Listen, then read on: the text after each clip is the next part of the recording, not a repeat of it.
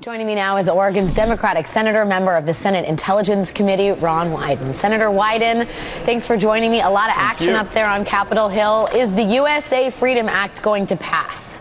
Yes, and the bottom line is today, and I have been working to close this program for almost a decade, a program that does not make us safer and compromises our liberties is closed as of today.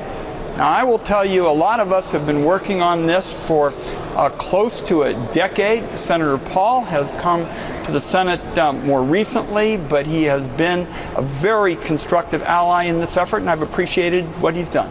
Some people say that if this USA Freedom Act was going to always be the thing that passed, what exactly has Senator Paul done? Well, first of all, the real question is what the majority leader has done. And in effect, my view is that he has reaped what he sowed. I mean, he could have begun this debate a long time ago, but he chose to, in effect, begin the debate after the House of Representatives went home. And my sense is that he felt that the old pattern of just waiting until the very last minute. Everyone, of course, understands it's a dangerous time, and he thought everyone would just blink. This time, it was different.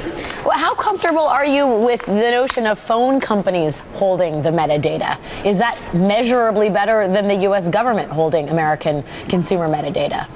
That is the way it always traditionally was. In effect, you would, on an individual basis with a court order, or if you had emergency circumstances, target someone who represented a real threat to our country.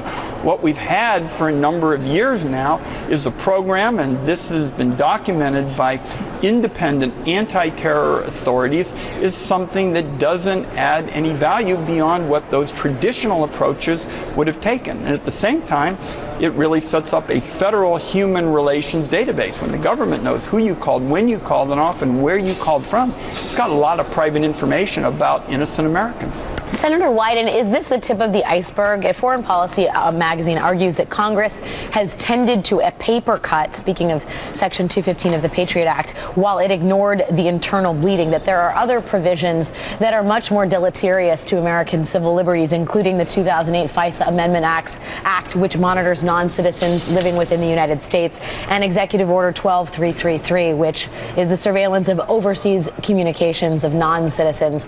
Is this the beginning of a robust debate around all of those things? It's sure high time, and I can tell you we consider the fight to have just begun. For example, I've already filed amendments to close the backdoor search loophole.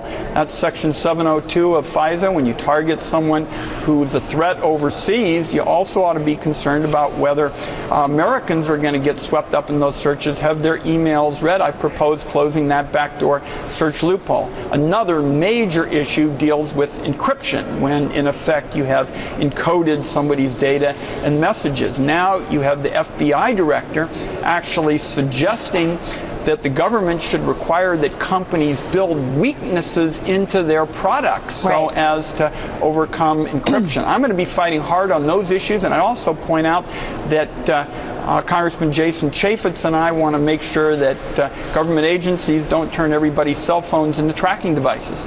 We look forward to that debate. Senator Ron Wyden, thanks as always for your time. Thank you.